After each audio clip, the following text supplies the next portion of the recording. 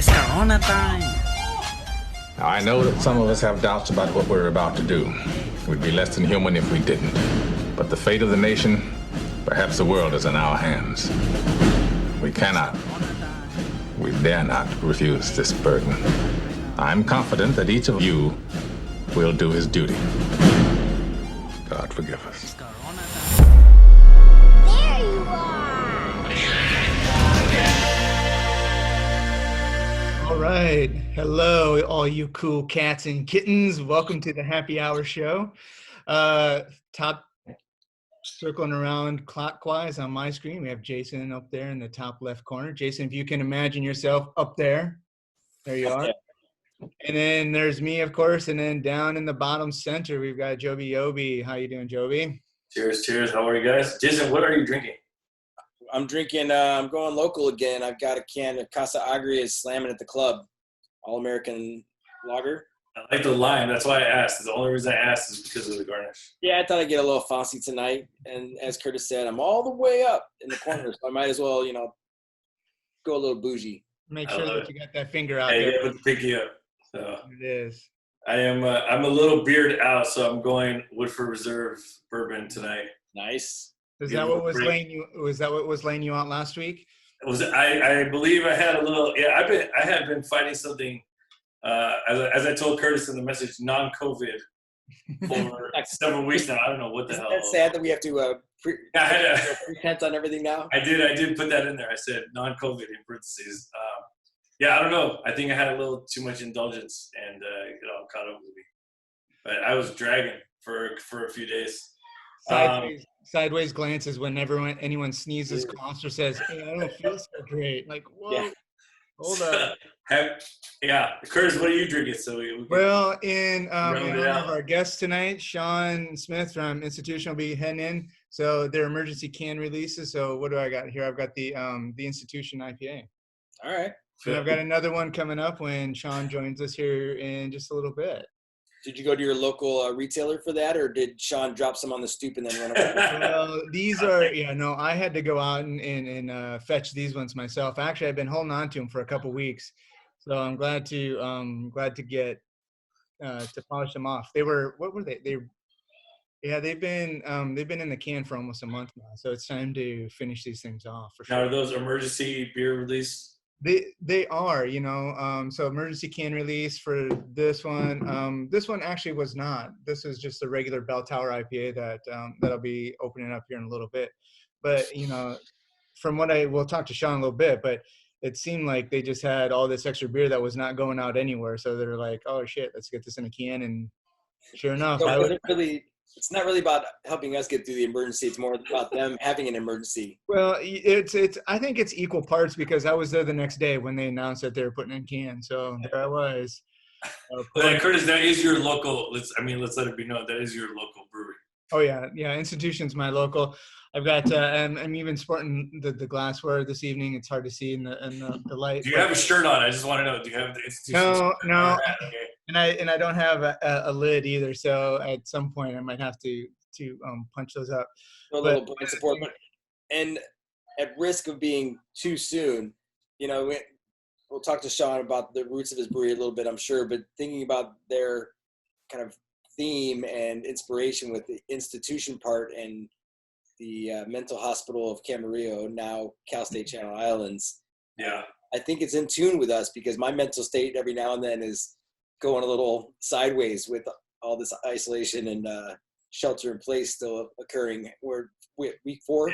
We're riding the wave. Is that what? Man, it's all of us. I think we're just up and down, and it's been. I think what's been tough for us is it rained for an entire week.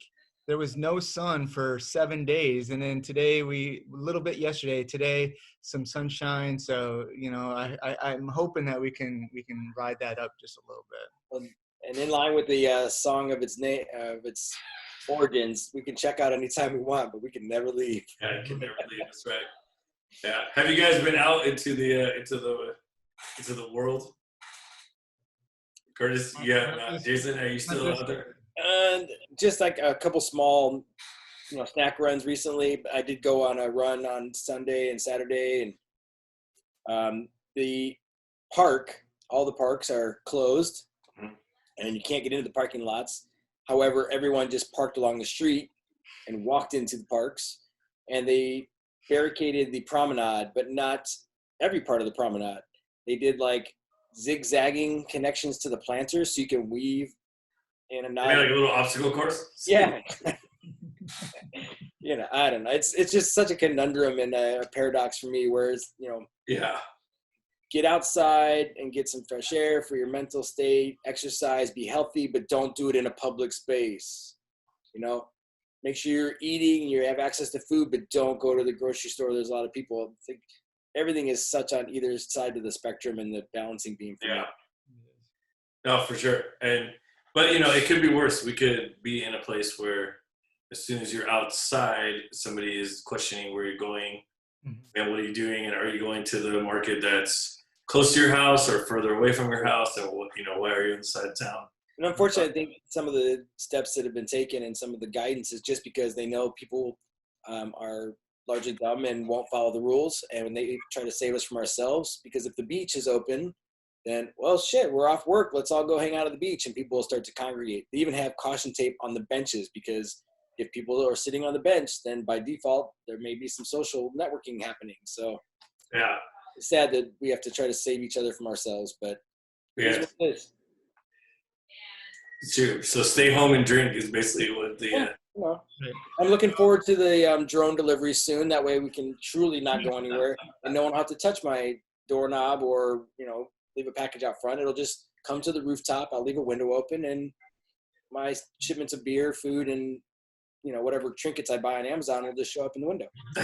Well, my favorite meme from this week, which I shared on the Happy Hour Facebook page. So for all you listeners out there, you can find us on You can find Happy Hour on Facebook, Happy Hour on YouTube. You can do a search for us. You can find all of our past episodes and current videos. But what I shared this week was a tweet from somebody who said, this quarantine has taught me that I don't have to have fun to have alcohol or something like that. Like, You don't need fun to have alcohol. Yeah, there doesn't have to be any connection between fun and alcohol anymore.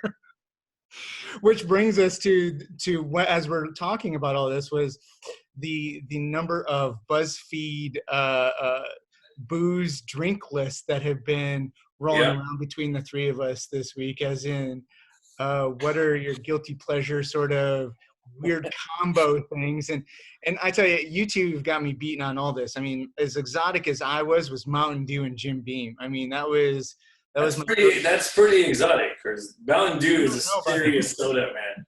That is a serious soda. Well, that's not a soda to be taken lightly. Right, it would have been the big cups too, so it would have been a liter better of Mountain Dew with however much Jim Beam I could fit into that cup.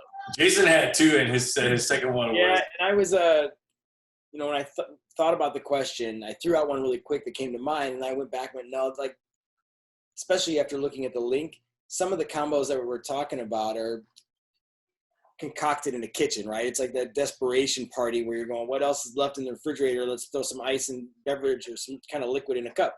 Which is probably happening a lot right now. Yeah, you're not wrong about that. But when I was thinking about the combinations when I clubbed with my buddy, he got me hooked on the Incredible Hulks, and it was Hennessy and Hypnotic. And so, Hypnotic was that super like chartreusey bluish color. And you mix it with the Hennessy, which is light brown, and it becomes this green thing. And I would do 2 or 3 of those a night when we were out of the club dancing and goofing off. Like, those are dangerous. You got to be careful with the Incredible Hulks. That's it. And then what was your wait? Was the Incredible Hulk? It was just the color, or did it make you feel like? It depends on the night. Mostly it was just the color, but every now and then I think there was some emboldened behavior.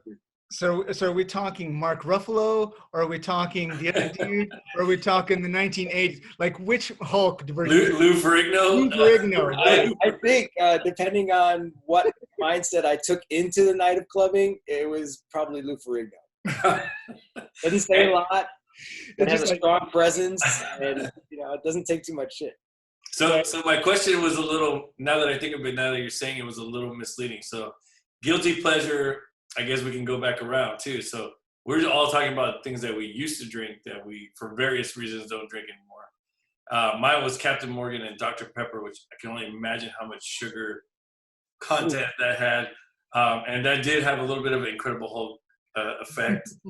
For some reason, they went down really smoothly. And that was a great drink. But you couldn't get that at bars and stuff. Usually you don't have Dr. Pepper, right, on the gun or something like that. So Sprite was the fill-in or whatever lemon lime drink. And that made it actually even easier to drink those things. But now I'm thinking about it. Guilty pleasure, a drink that you still drink that you don't want anybody to know that you drink. You got me. And sadly, like the idea of it fizzles quickly every time I go to it. But it's like just a simple Irish cream. So my favorite, obviously everybody is familiar with the normal Irish cream, but remember that festival we went to, Joby, and the booth next to us was Kerrygold? Oh, yeah, Kerrygold. So what was beautiful about the Kerrygold Irish cream is theirs actually had a chocolate base. And so I had this cocoa-y deliciousness. I have the bottle in my cupboard still. It tastes really good the first time, and I can only have one glass of it, though. And then I don't touch it again for like another handful of months. How big of a glass are you talking about? Well, it's supposed to be just a small little. That's what Well, do you remember the kickoff episode we had relaunching the brand and how many of those gin martinis I made? So Oh, yeah. that was an overhanded pour. But yeah, just probably 2 ounces or so on a nice couple of ice cubes. It tastes great, but then you go to pour a second one and I just can't go much further. Mm-hmm. Curtis, do you have a guilty pleasure one? Yeah, I think maybe it's I don't know if it's so much guilty, but Pim's cups, I really like those, except for I get so full on Pim's cups, like because there's soda and then there's all the other fruit and everything else in it that it I could, if I could drink more than one of them, I might be able to fill the Pim's cup, but I get so full and bloated after that. That is the best way to throw off a bartender is order a Pim's cup. I think 9.5%, 9.5 out of 10 is gonna be like, what the hell is this guy talking about? You're never gonna know. No, it's Pim's. What? What Pim's? What? Right. Yeah, I think that's, man, I gotta think of mine now, so I'm trying to think. Well, while you're thinking, I just love going into Bevmo or Total Wine or something like that and say, because I can never find the Pim's, and asking them where Pim's is at, and they look at me. They're doing a web search. They're Googling it. What? Pim's right here, Pim's. Right on. Wait, I'm trying to remember now I have to look it up. What Pim's actually, what flavor is Pim's? Oh, God, I can never remember because they Pim's asked number 1, right? Is what it's called. Pim's one, yeah, number 1, and I thought it was. I guess is there a number 2? I thought it was a gin base. It is gin based. It's a fruit cup. It's a fruit cup, also considered a liqueur, but it was there you go. Mm-hmm. Pim's cup. Yeah, I think I had one person order one before, and it was like I think it just. That bottle of Pim sat on the shelf, I think the whole time I worked at the restaurant, Joby, and that was full. That bottle of Pim was there when we bought the place. And I think it's still there. I'm going to have to check that. Just like Galliano, that's another bottle that. Oh, yeah. Galliano liqueur. And the only good thing about Galliano, the tall. And it's in such a convenient storage bottle, too. So when you buy that, it's. You have to take out one shelf insert just to put it away. Right. It does make a really good cake, though, and I'm trying to remember if it's a Harvey Wallbanger or if it's I forgot the name of it. Yeah. Or the cake that you can make with the Galliano. Right. And you picked on me off screen, Joby, about my other drink that we used to sip on when we wanted to be refined. When we were out of the restaurant or the club and we wanted to be more refined and prestigious, I would order Twaka Neat. I would rank that right alongside Pim's as far as people not knowing what it is if you ordered it. So I have it up just to give the listeners the marketing spiel. It's a tempting blend of Italian brandy, Mediterranean citrus, and vanilla spice. Things are about to get interesting. Yeah. They sure are. Be well, my friend. Be well. That's what this is. I feel like you have to wear a complete, I think that's like a lifestyle. Like you have to be wearing a certain outfit. Definitely. And the picture, though, they have behind the bottle on their little band, their marketing band. So it's a beautiful color bottle, and behind it's black and white image. And it's this girl that looks like she's been partying for about 3 hours with her eyes closed, dancing, like definitely a little bit of sweat glistening in her hair. Those were the nights that we used to experience too. all over the place. Yeah, everybody's got a little too much to drink with a little too much heat and a few too many dance moves, just generating. And then the Tuaca comes out. Sweat. Yeah. And then it comes out. Apparently. Okay, so I always associated Tuaca with hot apple pie. Have you ever had one of those? Yes. Okay, so the recipe is warm apple cider, Tuaca, and whipped cream. That's it. Tis the season. No, it is actually. And I think, I mean, to your comment, Joey, is that it seems like this a Christmas sort of seasonal drink, and that's why it lent itself to Jason so well. He's our happy co-host, and so I think you're gonna call me the happy little elf. You'll be happy to know that. Are you from the North Pole or the South Pole? Oh, you're an angry elf, aren't you? Right. You'll be happy to know that they did a rebrand, Jason. I don't know if you're going to recognize the package. And as a foodie, Christmas, the holidays is always a good time to be a foodie. All right, so we're running up on about 8:00 here. I think we should hit the for maybe the last call. We'll hit the buzz list. The buzz list of booze drinks and we can get Shaun in the mix with that. We can ask Shaun what his mix of choice. That sounds great. Yeah, because we got some doozies off that list that we were reading earlier. We still haven't gotten to Joey's pleasure, though. He keeps avoiding it. I feel like maybe so under. Got to get that one before we go. Yeah, I think it's like so hidden in his closet. No, it's actually it might be it's deep. No, it might be kind of boring. I think I was trying to think of a beer that I just really like to have, but it's one of those guilty pleasures, especially when you have. Let's change it up then, Joby. Yeah. What drink did your granddad used to consume that you always aspire to enjoy? My granddad drank something that I will never drink, and that was something that just. This may sound good to you, actually, Jason. I'm pointing down because you're down on my screen. He drank cognac on the rocks with milk. I've heard of that before. See, I thought you would like that. I don't know why. I just thought you would like that. And it's always sounded so disgusting to me because I just never liked milk. But were they separate glasses? No, in the same glass. And it didn't coagulate or anything. It became this nice kind of brownish, like light brown color. I can see that, like accentuating the toffiness, though, almost like one of those. It's like a iced coffee. Iced coffee, or my granddad used to always have a bag of Werther's next to his kitchen chair in a little tin, and carried some in his pocket all the time. Like that could be the direction. There you go. Have one of these. It's warm. It's been in my pocket all day. Oh, has it now, Curtis? A warm Werther's. I don't know if you guys watched Curb Your Enthusiasm, but he just reminded me of there's the character on the newest season, the bathroom attendant, which is great, and he has the mints. He has the mints in his pocket, so it's just like, wow. Yeah, and then that same grandpa also introduced me to Michelob, and he always had 7-ounce Michelobs. He didn't want them to get warm. And the little stubby bottles, bottles, and then he did Michelob. He was the original Michelada guy. He did Michelob with V8 juice. Yeah, that was actually really good. I do enjoy that. I don't know. You guys had a guilty pleasure right away. Mine, I feel like I can't pick it out right now. You're talking about your the Michelob and Michelada.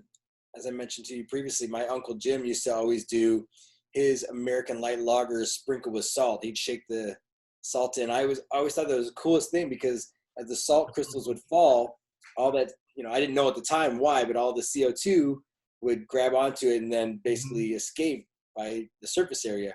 But it always looked so interesting. I'm like, wow, look at that. So when I first got into light beer and started drinking beer in general, I would shake the salt on there too. It actually is not good for beer. Was he a one beer, was he a one brand guy? Like, did he have his brand? Yeah. And my fraternity were one brand guys too. It's interesting. So growing up, a couple of my uncles, they were very specific and they always drank, one uncle drank Bud Light, the other drank always Miller. Okay. Then I go to my fraternity when I was in college, and they were a Bud Light house. But me and my buddy Josh always liked Miller instead, so we'd buy Miller just to put it in the faces of our brothers and antagonize them. Brand loyalty. It's interesting. Nowadays, I would dare to cook with it. Miller High Life, champagne and beers. You know what? Have you had them? I mean, that would be that's a good show. We got to get a virtual Miller High Life tasting. We haven't done the Bud Malures challenge in a long time. We could also every now and then, just for a little bit of that sentimentality and nostalgia, a good Coors Banquet goes down nicely. Coors Banquet, all right. I thought of my guilty pleasure now.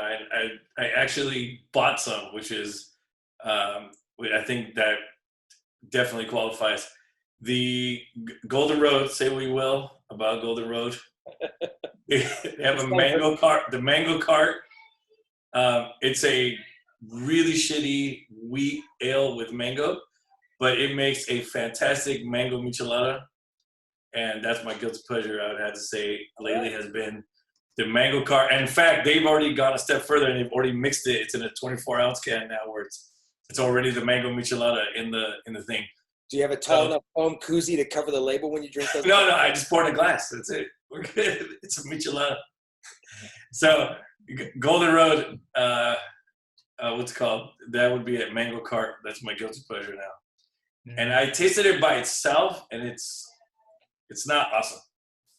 But as a michelada, it tastes really good. So. It's not awesome, which is a vote of confidence for. It's not terrible because there's probably worse beers you could drink. I mean, it's a wheat. Yeah, I don't know. It's like, I can appreciate it though. It's when I go to the grocery store sometimes, if I'm really craving meatloaf and I don't want to make it myself, I could get a TV dinner with the pre-made potatoes and meatloaf in there. Technically, I had what I wanted. Yeah. A little brownie, Salisbury steak. It's debatable how good it was, but it definitely filled the niche. Right. There you go. Other than that, there's, a bunch of good liquor around. There's a bunch of good beer, so it's kind of hard. Yeah. It's nice that our guilty pleasures actually have flavor, so it's hard to pick those every once in a while. For a future episode, I think we should explore the most obscure liquor in our cabinet, or that we've ever consumed. Did we do that on the first quarantine show? I feel like it was deep in the show. It was deep into the second or third hour. Oh, that may have been my third martini then.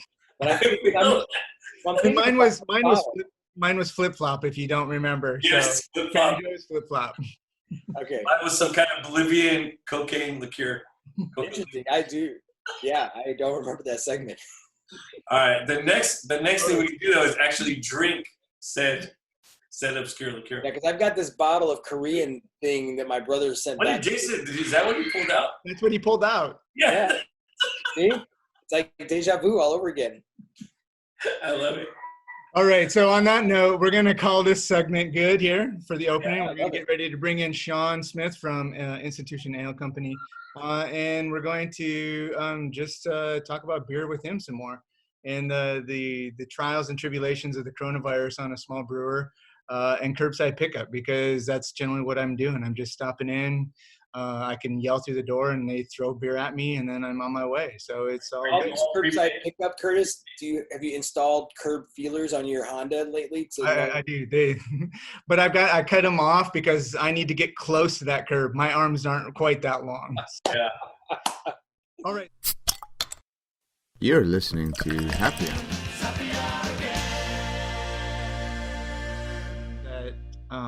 I'm really curious about is talking about how Institution has changed their model. I mean, obviously the tap room's out, so every time I go into, nearly every time I go into the drive-through, or at least up until the last 2 weeks, because it's been like 2 weeks since I've been in, is I've seen your dad there, and there's people are coming in and out and everything else. So it seems like there's a steady stream of go purchases, which I think to your benefit, you've trained us well.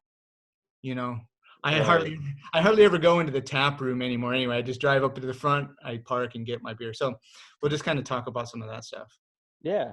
We have the two tap rooms, the Santa Barbara one and the Camarillo one. And like you mentioned, the Camarillo one, everyone's pretty well trained there as far as like to-go beer and crowlers and growlers and 4-packs and everything. So the Camarillo business has done pretty well, and there's been some adapting to not having a tasting room, and we're trying to just can as many beers as possible, just because if you can can 15 barrels on canning day, it's way easier than just trying to growler fill them on like a as needed basis. So I mean, other than just kind of production hiccups and making sure we can source cans and get labels as fast as we can, and just everything that was in the tanks when this all happened, we kind of had to pivot, and instead of doing 75 or 80% draft, which is normally what we do, we pivoted and just said anything in the tanks needs to be canned. We really don't have any use for draft beer right now. So that was a bit of a scramble, because it's the obvious thing to do, and every brewery is doing something similar. So there's some industry-wide shortages on cans, and mobile canners are scheduled out and things like that. So that's been a little tricky from production side, but our customers have been awesome with the drive-through method and just pulling up, grabbing 4-packs. We've been lucky enough to have that front room kind of already set up, and like you said, kind of already trained them. So for all the locals around Camarillo, it's just like, oh, I'm just doubling up on my to-go order because I can't come in type of thing. Santa Barbara is more challenging. It's more of a downtown, and you get a lot of tourists and out-of-towners, and it's much more of like a bar crawl scene. So that we tried to do some beer to go, but it just really wasn't working there at all. It was crickets on Stage Street. So we're going to maybe work in some delivery throughout Santa Barbara, but as far as the tap room, we just had to shut that down completely. But Camarillo is kind of jamming right now, so that's good. It's kind of just two different settings, I guess, as far as tap rooms. So one's working and kind of didn't. So yeah. Shaun, are you guys still doing the pizza out of Camarillo or not? Yeah, we're doing the pizza, which I think helps too. We're getting a ton of people coming up and getting pizzas, and therefore getting beers too. And you can kind of tell they're not super familiar with the beer side of our business, but they just have limited food options right now. So they're just stoked to be able to come in and get pizza, and then pick up some beers. So we've been doing hot pizzas.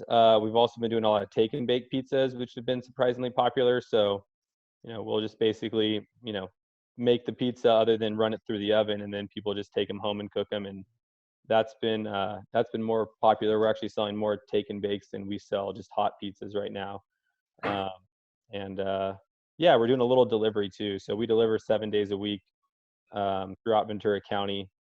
But it's not like a pizza delivery where you call and you get your stuff in 30 minutes. You have to put your order in by 2, and we have like a big delivery window just to deliver beer and those take and bake pizzas. It's not like a hot pizza delivery type of thing. I feel it's interesting how ideas and execution pivot so quickly in almost a synchronicity. There's a lot of restaurants seem to like move to some quick offering option, and pizza is a very easy direction. It's as long as you got a great dough, you can throw anything on there, put it in a box, and it travels well. But it seems like in the past week, there have been a lot of postings where even the pizza places are shifting to the take and bake direction as well. It's like all of a sudden, scramble, let's make pizza. Okay, wait a minute, no, pizza's great, but let's let people take it home. And there's like this weird synchronicity for me in terms of how people are, as Joby said earlier, riding the wave. Right. It's weird how people are really in lockstep like that. Yeah, totally. Yeah, you kind of got to get creative, and a lot of times you kind of just get in your routine of your normal business, and you don't really, you're not actively thinking of big changes to it. You're always thinking of small stuff, and you want to improve, your day-to-day stuff. But, now we're in a position where you need to make kind of drastic changes, given the circumstances. And I think when this is all said and done, there's going to be, breweries who never really planned on delivering beer, but they're going to continue to do it. And there's going to be restaurants who either offer, takeout or delivery, and they hadn't before, but it just kind of made sense. I mean, that's kind of where we were at. We had a kind of steady flow in our tap room where, we never really maxed out our kitchen in our tap room, because we had kind of this, kind of drawn out busy period for maybe like 4 to 8 or 9 when people are normally ordering food. And then when we started doing the hot pizzas, we got like these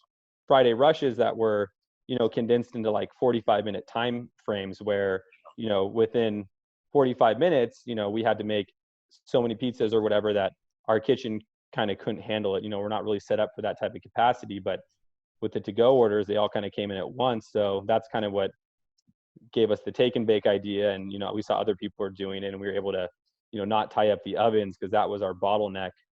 And then they became so popular. It's like, oh man, when we're out of this and we still have people back in our tap rooms, it's still going to be nice if someone just comes in to pick up a crowler and we say, hey, you want to take and bake pizza? We make 30 or 40 in the morning, and, they're there while they're there type of thing. So everybody's getting creative. Like Fluid State is doing the make your own pizza thing. So they have just a box of, sauce and a ball of dough, and you have people doing to-go cocktails and, kind of anything and everything. And it's, I think some of the stuff's pretty cool, and it's probably going to stick even after this. Yeah. Hey, Shaun, we've been joking that there's kind of no laws right now. I mean, it's not 100% true, but it's definitely a lot different. Yeah. Any of these things that you're doing something that you weren't allowed to do before, or is it just that you've now tried to do it? Like, have you always had the ability to deliver, to do all these kind of things? Yeah. Yeah, we've always been able to deliver pizza, and we've actually always been able to deliver beer. We just kind of, it was one of those things where we just didn't want to deal with the headache of trying to set up the online platform, and then, all right, how are we going to, how are we going to get a bunch of delivery drivers and take on new employees, and, is this going to work? And it was just a lot of, we would talk about it maybe, once a quarter, and then kind of just say, oh, we'll come back to that. We've got kind of bigger things to deal with.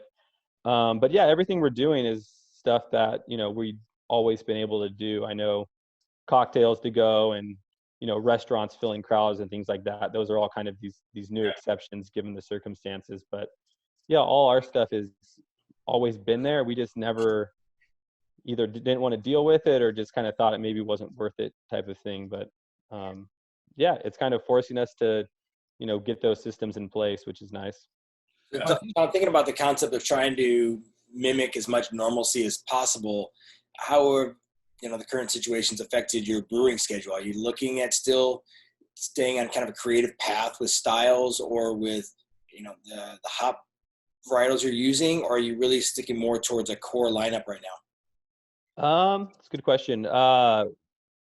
After they basically shut down the tap rooms, we stopped brewing completely because we had just given our size, we had quite a few beers and kegs that were all set, ready to go to distributors. And then, of course, the distributors didn't need the beer because they knew bars and restaurants were going to stop ordering. And, we do, most our business is still in our tap room, but we do maybe like 45% of our barrelage goes out to distribution, but it's all draft distribution. We don't do, less than 5%, very small amount of off-premise to bottle shops or, liquor stores and things like that. So, while that off-premise business is still, from my understanding, relatively healthy, of course, the on-premise is pretty much dead other than trying to fill crowlers and things like that. It's pretty slow. So, we, had hundreds of barrels of draft beer that kind of all of a sudden didn't have a home. So we stopped production completely. And then kind of like I mentioned, we started trying to can everything we could. And we did that for about a month, and we actually started brewing this week again on a much smaller volume, but we at least got to fire stuff back up today.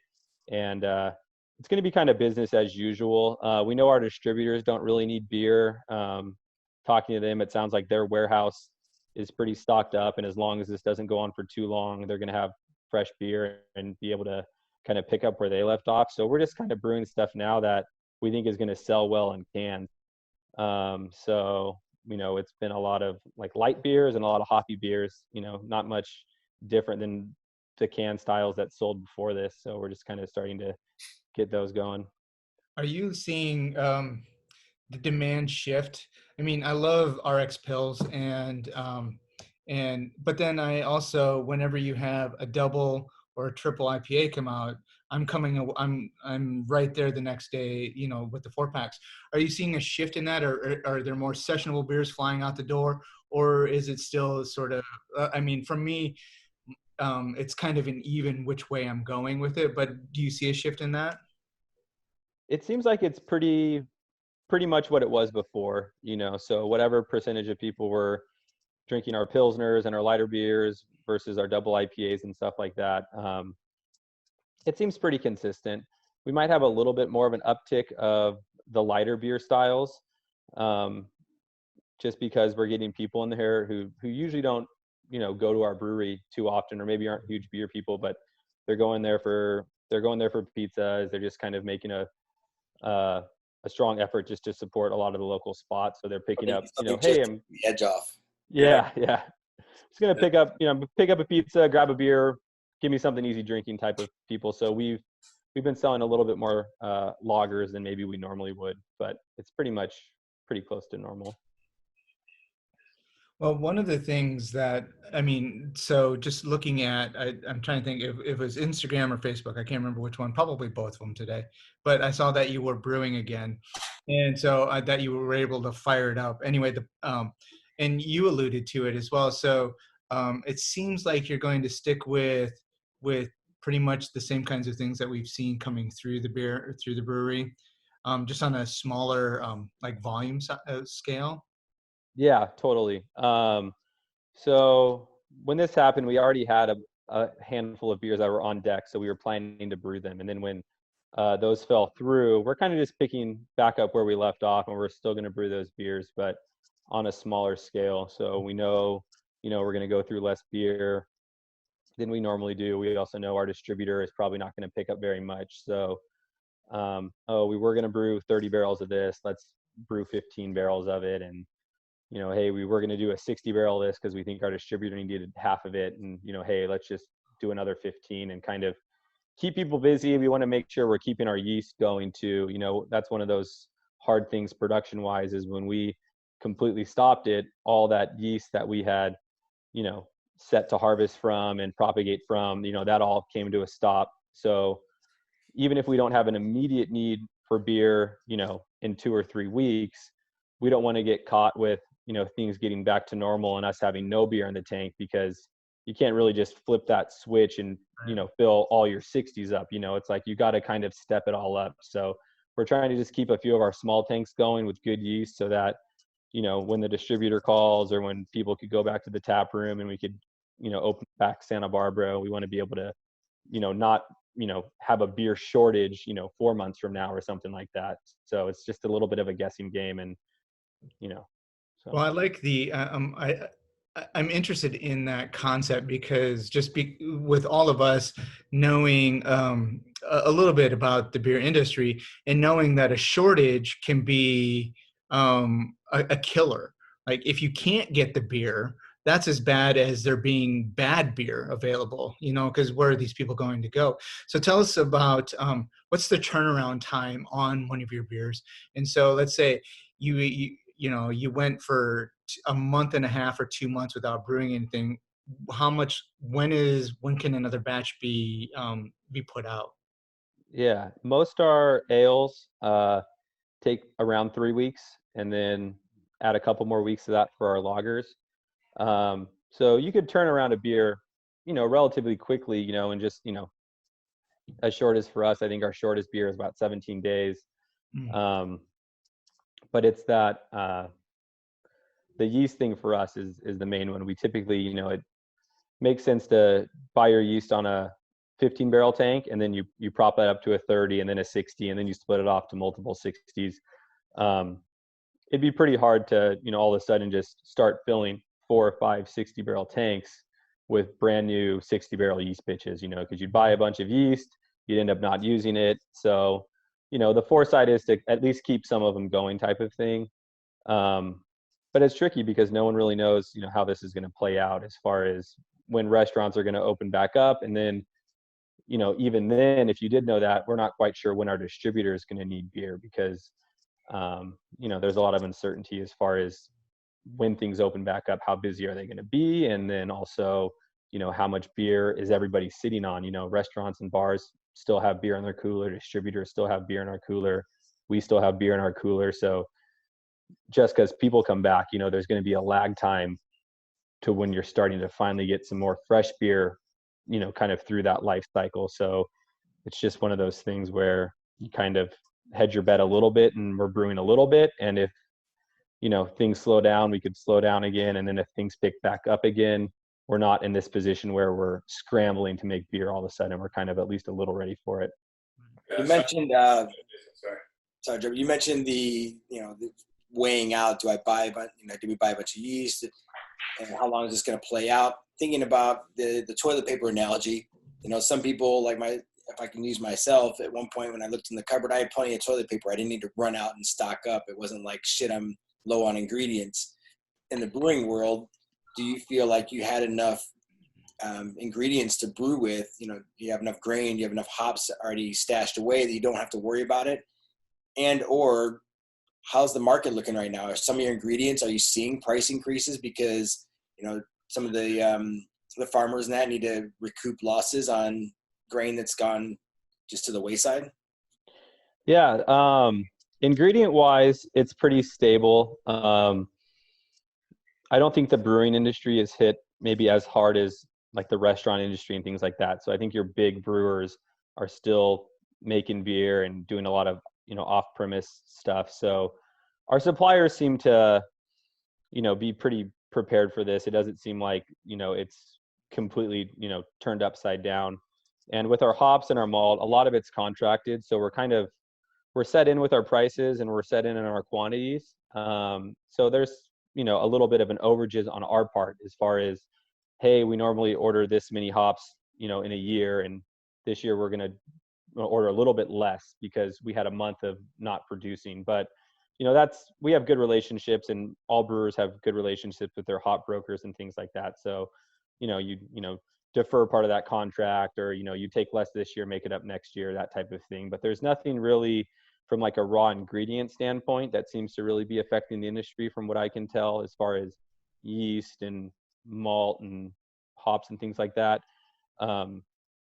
It's that packaging component that has kind of left people scrambling. So people just they have no need to put their beer in kegs right now. So it's all crowlers or cans or bottles or whatever. So normally you can call whoever you get your crowler cans from and say, hey, I need a pallet of crowler cans, and they'll be on a truck 2 days later, and you'll get them in 3 days.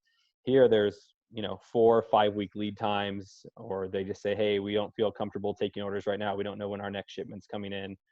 So it's a lot of that right now, where everyone's kind of scrambling to get the beer in the package that consumers need right now. So that's been challenging, but it's been a lot of working with other brewers too locally. When's your shipment coming in?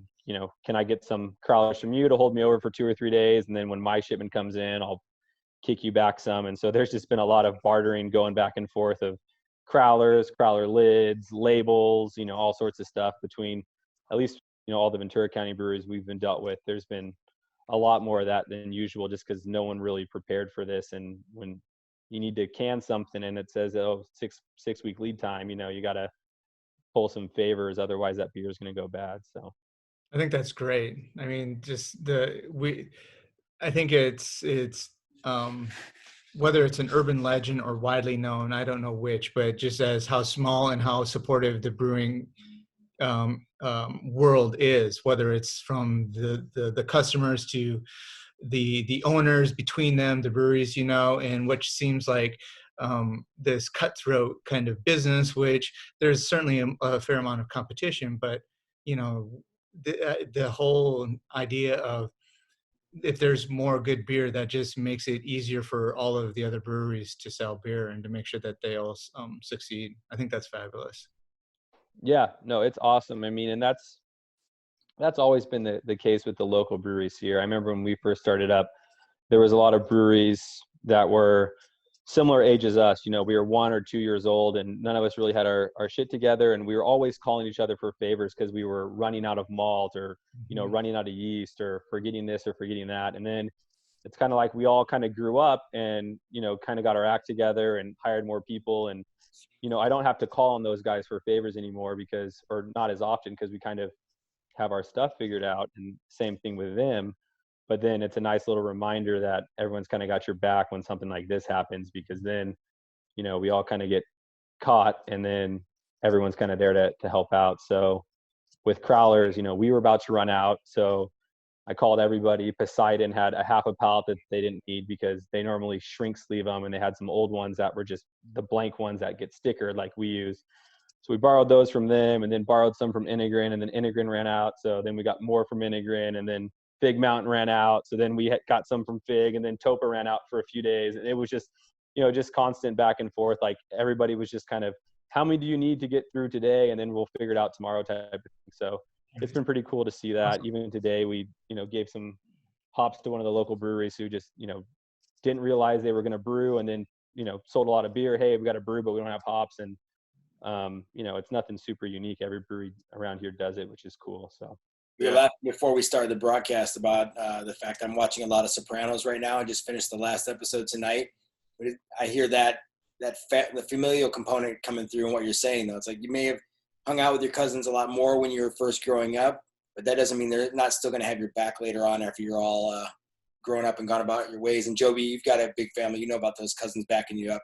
Yeah, well, and the same thing. We're seeing the same thing in the restaurant business right now too. A lot of collaboration, a lot of bouncing ideas. I see Shaun's back. He was frozen on my screen, but yeah, it's definitely, you have to help each other out. And I think Curtis, you're right on. I mean, there's a little bit of competition, but at the end of the day, the only thing is you can't get lost in the tally, right? Because I have no idea how much stuff the Habit owes me or how much I owe the Habit across the street, because there's no tally board. So it's just like, we need avocados, they need ice, whatever it is. So you do help each other out a lot. You try to keep it close, but at some point you you try to keep it close, yeah. But nod your head and say, no problem, I've got you, man. Yeah, but you don't know who owes what at the end of the day. I think they still do owe us a little flat of tomatoes, though. Shaun, you're talking a lot about crowlers and canning. Is anybody still bringing in growlers? Are you allowed to fill people's growlers? Is there a health risk with that? Because I've seen it both ways. I've seen where some people aren't filling, and some people are only selling like a brand new growler. Right. Yeah. We kind of a logistic issue for us. I think you probably could legally, rent a growler if someone brought one in. Kind of early on when this happened, decided not to, just because there are some sanitary concerns with trying to take someone's growler from their house, re-sanitize it, not spread germs or anything. Same reason the grocery store doesn't want you bringing in your bags and stuff like that. But with us too, when we switched just to go, the crowler filling is a little bit of a bottleneck. So it was just kind of a nightmare if someone was coming in and bringing in 3 or 4 of their old stainless or glass bottles and saying, hey, can you fill this for me? Because we're running a skeleton crew with usually 2 people in their tops, and it's kind of supposed to just be a grab and go. And so we've started pre-filling all our crowlers. So we'll get a good idea of how many we're going to need for that day, of which brands, and one of our brewers will just fill them all in the morning, label them, and kind of get them ready to go. So we still want them fresh, so we're still doing it every morning as opposed to trying to do it for a multiple day stretch. But yeah, logistically, we just in that tight space and with how few employees we have right now, we don't want someone looking at the board and filling 3 or 4 crowlers up for them when they're in there. We kind of want to get them in and out. So it's just all pre-filled stuff right now. So if it's in a 4-pack, we don't even offer it in a crowler. If we have it in a professionally packaged 4-pack, that's your option. And then if it's one of the beers that was brewed and packaged before this all happened and we ended up kegging it, we just do all the crowlers in the morning. And then if we run out, we run out type of thing. Do you think this is something that's going to stick around? Like this might be a way of doing business? Is it the death of the growler? I hate to say that, but if it makes more sense for you guys to fill crowlers ahead of time and offer cans, why even bother with growlers anymore? Yeah. You think you pour one out for the growlers and kiss it? Yeah, I think you do need to pour. I think it is the death of the growler. I'm announcing it. Sorry. Yeah, I mean, I haven't been personally I can't remember the last time I got a growler from a brewery. I mean, it's been forever since I got, especially a glass, growler or something like that. but there's still people who, they love it. It's like a total treat for them to go there and get 3 or 4 splashes, and figure out what beer they want. And a lot of people live and die by their specific growler, whether it's because it has the CO2 injection or it's got, whatever it is, insulated, whatever. I mean, we get a ton of people who, if you don't fill their specific growler, they're going to be upset. And there's also just a lot of people who, I mean, we do charge for the growler can. It's an extra buck, versus if you bring your own in. So I think there'll still be some people who come in with their glass growler, and we're still going to fill stuff, I think, on demand. But even before this, I mean, every month there was less and less people, buying glass growlers and going for the growlers. So You touched on, I think, something that I experienced myself, because I look up in my cupboard right now. I've got some glass growlers still, and I have a couple on display. But as we're talking about, it's really kind of a novelty. I mean, there were some really ornate growlers that came out for a while, but a lot of the growlers were, really when we think about the volume you're going to consume, unless you're sharing it with a bunch of people at dinner or at a party, if I crack a 64-ounce growler, how many beers am I going to get out of it tonight? And I have to drink it in 2 more days in order to really capture that freshness and the CO2 on it. I've got a couple of the stainless steel, the vacuum sealed or the double walled that are really cool. But I recycled most of my mundane or generic looking growlers, and I kept only the ones that were coolest in their visual appeal, or that had some kind of attachment. Like, I've got my Dunsmore Brewing small growler, my mini growler still from when me and a buddy drove north and we stopped there on a whim, just happened to find this place off the freeway for lunch. But most of the ones that I could fill, like you're saying, locally that didn't have any ornateness to them, they unfortunately went into the blue bin. Yeah, no, totally. I'm the same way. My wife opened the cupboard one day and said, this is prime real estate in our small kitchen, and this thing is taken up with like 20 glass growlers. But yeah, I'm the same way. I always, like you said, 64 ounces, unless you're taking it to an event where, you're going to have some friends to pour that with, it doesn't make sense. I mean, they go flat, and they obviously aren't packaged as professionally with low DOs and, sanitary standards as something coming off a canning line. But, it wasn't that long ago that was our only option. If you went to a small microbrewery, they didn't have a few things in 4-packs that they did from a mobile canner, or they didn't have a growler machine. It was like, you came to this cool brewery and you can either get a growler or you'll never be able to take this home. So I think we're all guilty of just stocking up growlers, because everywhere we went to, and we're impressed by a beer, we got a glass growler. But now, you go somewhere and you say, oh, this is really cool. And they go, we have it in 4-packs. And if they don't have it in 4-packs, they usually have it in, a growler or something like that. So I What's mean, the coolest growler you still have right now, Shaun? Man, that's a good question.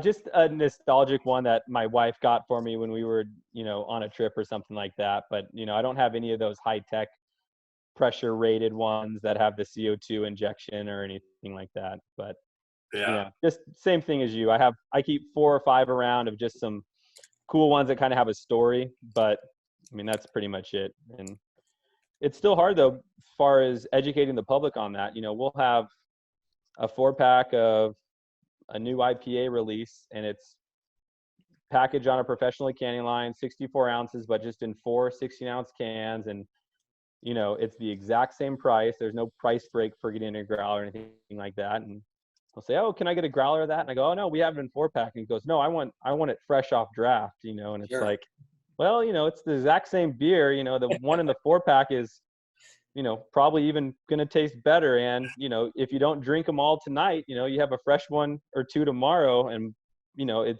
we almost dug our own grave when 6 or 7 years ago, we sold this idea of, fresh draft beer to take home. And then, we really hammered that into consumers' heads. And now, if you tell them something comes off a canning line or is prepackaged, they're, you kind of think that it's not that same beer that's coming off your draft lines when, of course it is. So, we have a little bit of that stigma we have to shake, but I think people are catching on kind of slowly but surely.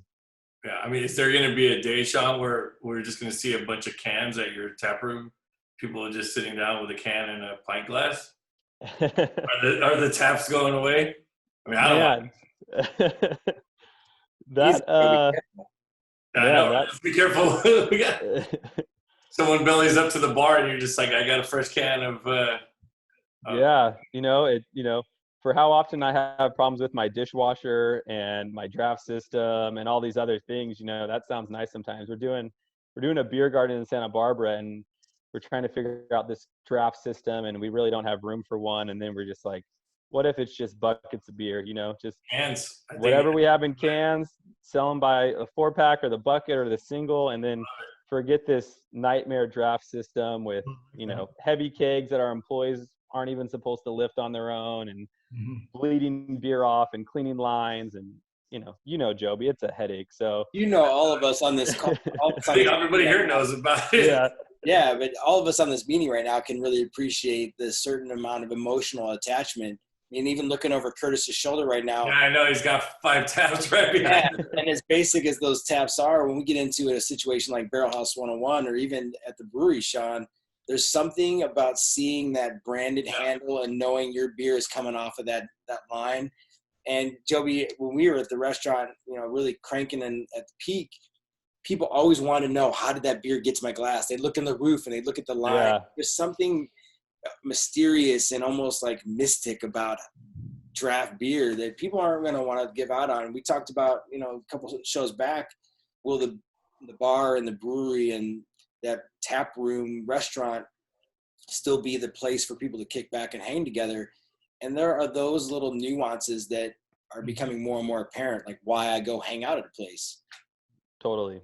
Yeah. I mean, with us, all joking aside, we're obviously not ever going to get rid of our draft system, just because, we have tons of customers who come in and, a splash of the new beer, and then they decide if they're going to order the new one or just go back to white walls, and tons of customers still getting flights. I mean, there's tons of, awesome setups that we have with the draft system. And, the bartenders behind the bar, I mean, that's what I think at least our success and our consistency really comes down to is, we're a craft brewery for sure, and we make really good beer. But I mean, if you live in Camarillo, we're like the local watering hole, just because that's where people like to belly up and talk to our bartenders, and they've become friends and family. And it's one of those things where I know they don't want us to just crack open a 16-ounce can for them and say, hey man, yeah, have a good one, I got to talk to the next customer. I mean, they want us to pour it out. Like I said, they want to splash beforehand,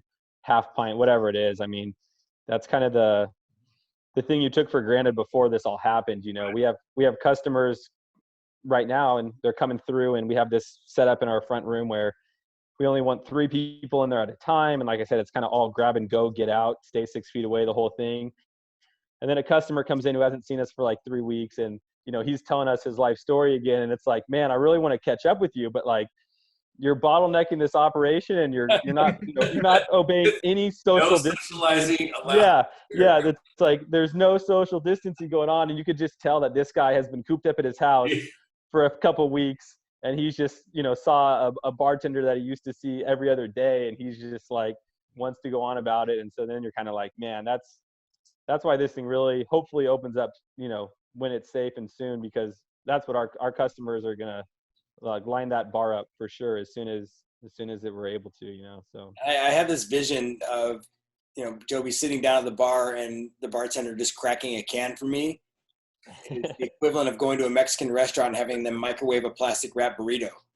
It just doesn't feel right. I think I'll retract some of my statement, but I think in certain situations, like Santa Barbara, I think it could work.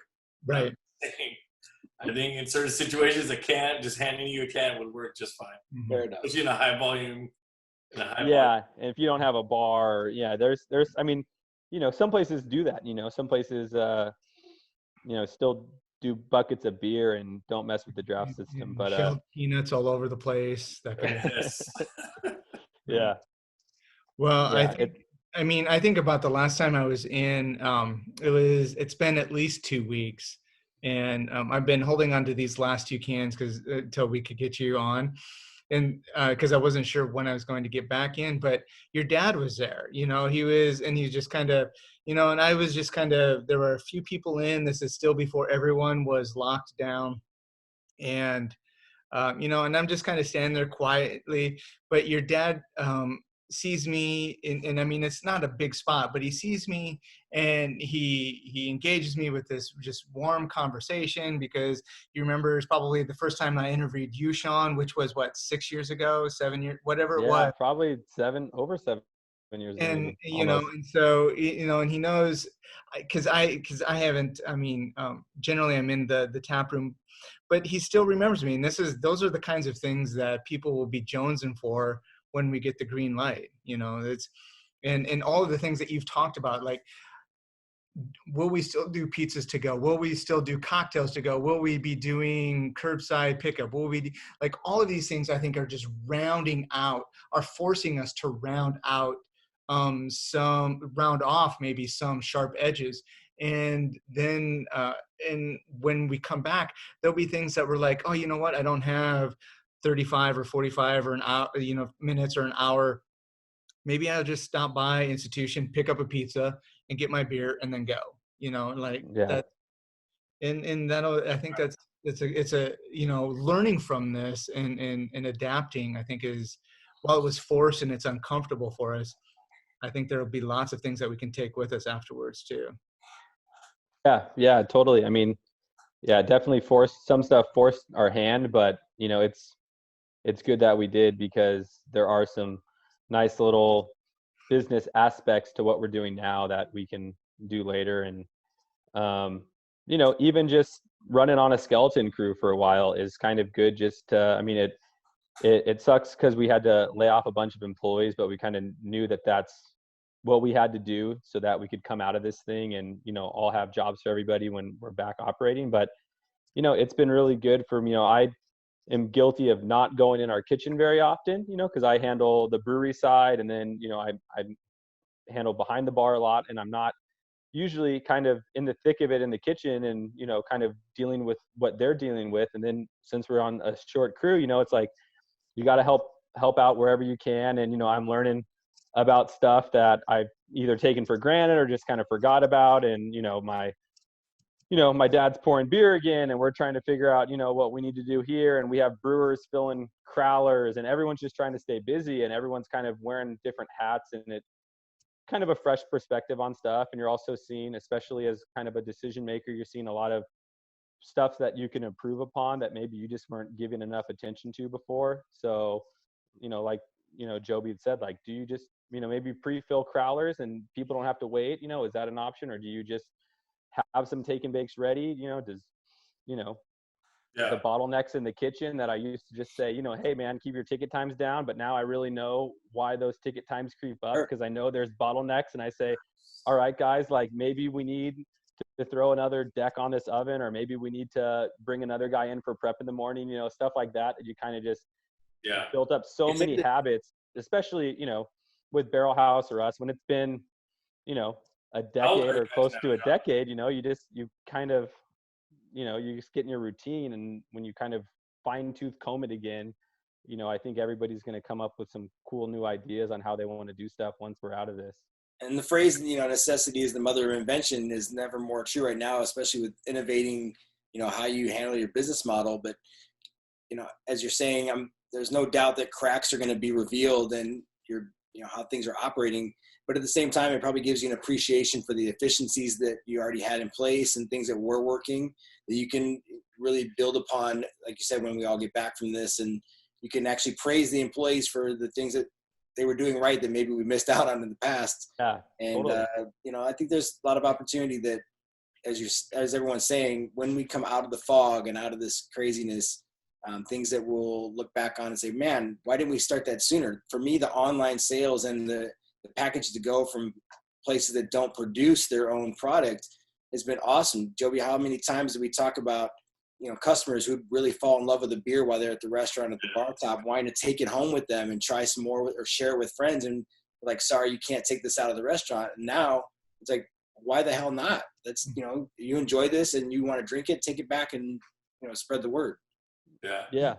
The best way I heard it described was that we all basically got a pause button on our businesses, right? I mean, you're still operating, Shaun, but in a sense, you still have a pause or a slow motion button going. And so you get to see a lot of things that you never had time to see. And so the biggest thing, I spent the first week kind of in that fog of like, oh man, what's happening? But after that, you start working on things, and I think everybody will come out. I think it's going to be it'll definitely be different. Things will be different, but a lot of it will be the same. And it'll just be, like you said, Curtis, just rounds it out. I can get something, I can take home a pizza from institution while I'm there. And to your point, Jason, I really hope that the ABC sees that some of this stuff is okay and it's not a big deal to let people take home a drink from the bar, or have a cocktail to go, or get something delivered to your house. I think I really don't see how we can go backwards from what's happening right now. Yeah, the cat's kind of out of the bag already. Yeah, we would protest. There's going to be plenty of people who are, all of the distilleries that I'm following all over are talking about, and they're making cocktails to go, and so it's, once we get hooked on this, we're not going to want to give that back up. No, the pessimist in me though says, unfortunately, once the tide goes back out, it'll be about money. It's going to be about how do we tax to-go products differently? How do we regulate this differently? Not that we're going to make you stop doing it, but how do we get our little slice of the pie? Mm-hmm. And, we'll cross that bridge when everybody comes to it. But for now, there's still a great opportunity to say, I wanted your product to go before, now I can do it. And let's push forward and see how we can make it work in the most efficient manner possible. I think so. Yeah. I think it's all good, right? They put these in place because they knew that this would help the businesses, whether it's cocktails to go or beer to go for restaurants. And how do you walk that back and say, hey, we know this helped your small restaurant or your small business, but now we can't let you do it. It's like, there was no red flags, and, you let us do this almost, overnight. So, maybe there's some logistics to work out, like Jason said, and, you got to figure out a few little things, but I don't imagine, that, they revert back to how things were before. I just think it's too beneficial for the customers. They know it's helpful for the businesses. They know that, even when things normalize, it's still going to be an uphill battle for a lot of these restaurants and bars and breweries. And I just don't think they could ever just cut that kind of new arm off our businesses. Or at least I hope they don't, because, it's a win-win type of thing. So I think we've got to somehow get that stuff to stay. So. Okay, well, I think that's a great spot for us to stop the main segment here. Shaun, you sticking around for last call? Yeah, totally. All right, because I'm still, my brain is hooked on this thing. My old brain, kind of like my dad's joke. Sometimes you get one locked in and you can't let go of it. I'm curious as to what everybody's, if they're accessible, growler choice would be. And if you have one in your cupboard that we could show, I feel like I want to pull one on my cupboard and see who's got the coolest nostalgic or coolest stored away growler. All right. I'll dig one up at break. All right, so we'll hit to break right now. When we come back, we'll do the last call, bringing back our growlers and a fresh refill. We'll catch you then. Sweet. You're listening to Happy Hour. And hey, all you cool cats and kittens, come on! Who's seen Tiger King? Joby, have you seen it yet? Oh yeah, I'm waiting for the secret episode. All right. All right. I thought the secrets came out tonight. That's true. Is the secret episode out tonight? Tonight. Yeah. I was telling Shaun in the break that my family was watching it while I was out here with you. So I'm looking forward to seeing what happens, right? Hey, and so actually, with that being said, Curtis, recap from last week, did your internet speed and your upgrade happen? Because the bandwidth didn't seem to affect you. The Tiger King episodes in the living room don't seem to be affecting the studio. Right. I got the upgrade. I did some social distancing, and because it's about, 10 feet behind me is where in the garage is where the box is at. So he was able to come into the garage, do his thing and leave. And theoretically I'm supposed to be able to get 500 up and down, but it's about 100 up and down with everyone else home. Well, they're throttling you. They know that you're spending all your time on the web out there. Right. Sucking my bandwidth out. Right. Everyone else who has more important things to do during the day. Yeah. Everybody's streaming right now, so you're competing with the whole essentially the whole world. Seems like it's doing okay. All right. So before the break, Jason dropped the gauntlet and said, "Hey, go get your Oh yeah. go get your most unique growler." And for me, it was the only growler I have left. All right. Right. Okay. So and it's a 2-liter growler. Alta. This is from Switzerland. So still holding on to it. It's a nice little growler there. It is a super cool shape. That is really nice. It is, but like what you were saying, Jason and Shaun, and the behind me where it says beer, was my beer cooler and all my glassware is up there. But I had 24 glass growlers, and just finally I just like, no, I gotta get rid of these things. So they're all gone. All right, special guest Shaun, what do you got for us? All right. So I got the apiary, and the growler itself, nothing crazy, but this is a meadery and cidery and carpinteria, but it's the only one. When I was going through my inventory of growlers, whenever I threw the last bit out, it's the only one you hang on to, because you know that that's the only growler you pack in the car and you plan on taking it to the spot, like the reason we used to all have them. It's the only one that kind of like stands the test of time, because it's like, all right, like, I know I can never get their stuff anywhere else. I know that I'm going there for a specific reason. I'm not just dropping off in Carpinteria, for a meeting or something. Like usually I'm going to go there, maybe stop by Brew Lab or something else. But it's the one where it's like, it gets in the car for a reason. I take it there. We roll through a flight. My wife picks the one that she wants. We fill that one up. And then it's like, all right, however many bucks off they give you if you bring yours back next time. And they kind of do like a recycle program. Yeah. All the other ones, there's, you just show up to the brewery and it doesn't matter if you forgot it. It doesn't, there's no need for growlers at any other brewery in my arsenal. So I threw them all out. I've got a couple institution ones left and this one, and then everything else, if not thrown in the trash, is buried in the garage somewhere that I can't grab it. Probably a piece of someone's necklace at this point. Yeah, totally. Yeah. All right. What do you guys got? All right, so I was torn between the two, and very similar to Shaun's sentiments, echoing, Unsung. I've always fell in love with my stainless steel double walled. I stumbled across Unsung Brewing down in Anaheim area many years ago, and just fell in love with the branding and the beer itself.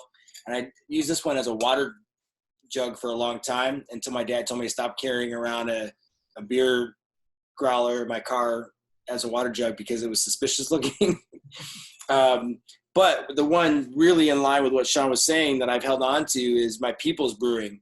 The brewery it's in Lafayette, Indiana. I went to Purdue and grew up in Indiana. They actually weren't around when I was in college, but I'd visit there every year for a while and see my folks and that. And I go back to the Purdue Half Marathon. So I started going to the brewery and grabbing their beer. This is a plastic. And it was the first time I ever carried a plastic growler in my suitcase and my luggage and shipped it back. I was so anxious and nervous about how it would hold up in transit because of it being, a thinner walled plastic, but it held, and the beer tasted great when I got home, and I've held on to it ever since, just in case I want to take it back on a trip sometime and get it refilled for the hell of it. Right. Nice. Well, I, much like you guys, got rid of a bunch of growlers too. I've been giving growlers. Jason, you did this too, I remember. I've been giving growlers to staff members for years now. People that didn't have growlers or for whatever reason. And through this quarantine, we were cleaning the kitchen, Shaun, just like you said, and I opened a cupboard that had a bunch of growlers in it. There was nothing really cool except for this one, and it's kind of nostalgic. It's Surf Brewery. But this was this was like a crowler. This was 2 pints, so it was 32 ounces. The brewery's not there anymore, as you guys all know. So I can't get this. Yeah, R.I.P. Besides Anacapa, well, if you want to go all the way back to Shields Brewing, but besides Anacapa, the first brewery in Ventura, I guess you would say. And Curtis, we were debating whether I met you there or not, but we weren't sure. But we definitely ran into each other at the grand opening. So this was cool. These guys were great. They were all friends of ours. They still are, some of them. I think Chaz now is at where is he? Rincon. Yeah, so Chaz was at Surf, and he came out of that class that was out of BJ's. So like I go way back to these guys when they were all working at BJ's, when they actually brewed beer there, and not root beer. I guess they only make root beer there now. Well, like you said, outside of Shields, Joby, those guys were kind of the bedrock of Ventura beer. And yeah, Shields before my time. I've like read about them and I've heard about them from other people, and they were on Santa Clara and the Avenue, like that corner weird kind of building. I think that's torn down now, but yeah, Shields, they still own these names like Pierpont Pale and Anacapa, something like. They still have the rights to these names that nobody can name their beers those. So you'll never see like a Pierpont Pale or Anacapa. I think it's Anacapa IPA. I can't remember. Somebody on Facebook one day put up a bunch of the old labels. It was pretty cool. They were super ahead of their time. I mean, if you want to talk about, I think they were like in the 80s or 90s, maybe 80s. Yeah, there was a big too. Ojai Brewing was not Ojai Valley Brewery that's there now, but where Jersey Mike's is in Ventura, that was called Ojai Brew Club, and they made beer back in the day too, like way ahead of their time. Kind of that first wave that hit like in the 90s. I think it was in the 90s. Yeah, when some of like the Oregon and Washington brew pubs kind of hit. But yeah, this growler talk actually did get me nostalgic because I remember this, being in Ojai, and somebody would go on a trip and bring back the growler, right? Like the coveted growler, and they're like, I'm bringing this in tomorrow night. Are you guys working tomorrow? That long journey. It was awesome.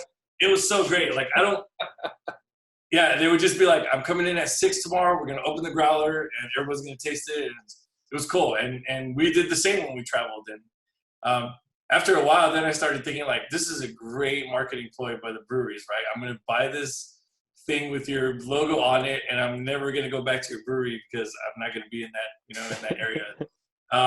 And then I remember somebody did a buyback that I thought was a great idea. It might have been Surf. Well, it doesn't matter, but that was kind of a cool, maybe something for you guys to do, Shaun, just throwing it out there. Bring your growler, and they gave you like X amount off of their growler, but you could do it off growlers instead and just get these growlers out. They wanted to get people's growlers out of circulation. It was brilliant. So instead of having your growler, somebody else's growler at your house, have our growler at your house. We'll give you a free growler. So I remember Big John from Surf Brewery. He would show up to parties with a bunch of glass growlers, surf growlers, and he would just leave them there. And people would say, "Oh, you forgot your growler." He's like, "No, just leave it there." And it was his little marketing thing to just drop these off all over Ventura and Camarillo and everything. Because then the compelling argument was, I got to take it back in and get it filled. Yeah. People feel guilty not taking it back and at least giving it a second use. So that's $5 right there, at least, right? That's pretty smart. I like that. Yeah, but it's crazy. I mean, if you think about it, wasn't that long ago where those growlers were your only source of unique beer, right? Because the supermarkets weren't carrying any craft at all, and 9 out of 10 restaurants had like the normal 7 or 8 taps, and you had tried everything. And now we're spoiled because you've got bottle shops, and even very cookie cutter restaurants that have 6 taps are going to have a couple local ones on, and it's. Dude, but like you said, anytime we were on a road trip, you end up, there were times where we were taking coolers with us just because we knew that we were going to cross some brewery we'd never go back to and bring things with us. I've got an Arizona Wilderness 32-ounce mini growler in my cupboard. I visited my cousins out in Arizona one time, and I'm like, oh my God, I read about this new brewery. We got to go check it out. And I'll never get back there to fill that. Well, see, now you can bring back cans, right? That's totally. You got cans. And I mean, I went to school in San Luis Obispo, and when my dad would come visit me, he'd always stock the car with blank Firestone growlers because he wanted all the stuff you couldn't find on shelves and all that. And now, now you could kind of get everything, or like you said, it's in 4-packs or whatever. But you used to kind of map out your road trip, and they'd stop at a couple other breweries, Fig and everything, and they just, they'd be like, gotta load up these, whatever, 180-mile road trips. You got to stop at 3 breweries and get enough beer to bring back. But now you just walk in somewhere and they've got more beer than you even knew existed, and it's crazy. But did you all see the old man of beer right here? This is the old man of beer talking. Most definitely. That's what I was gonna say. Did you notice Curtis's little grin? Curtis had this like moment where he drifted off and he was smiling like a young boy on a road trip. I remember when.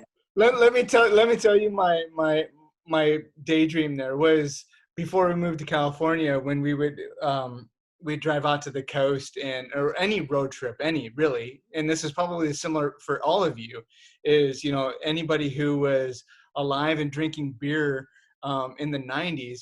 When you would do a road trip, you would look to see where you needed to fill up with gas, where lunch was, where dinner was, and where you were going to end up at, because those were potential beer stops along the way. And you would bring, like Jason was talking about, you bring a cooler and you would load up with all those things so that if that last stop didn't have a brewery in it, at least you had beer for the hotel, right? So that's what I was just like, oh yeah, that's right, we did that. Yeah, that's all right. And now you don't. Now it's what I was going to say earlier is we're living in the fucking future right now, because no matter where we go, there's a brewery in those towns. So wherever you're at, you're going to get something. And then with distribution as what it is, if you go east, you're liable to get things that Colorado breweries that we can't quite get here. And then if you go further east, then there's those Wisconsin and Minnesota breweries that you can't quite get anywhere else. And so it's one of these days we're going to have to think about what the next big thing is going to be, the evolution. So we did home brewing, which turned into breweries in every town.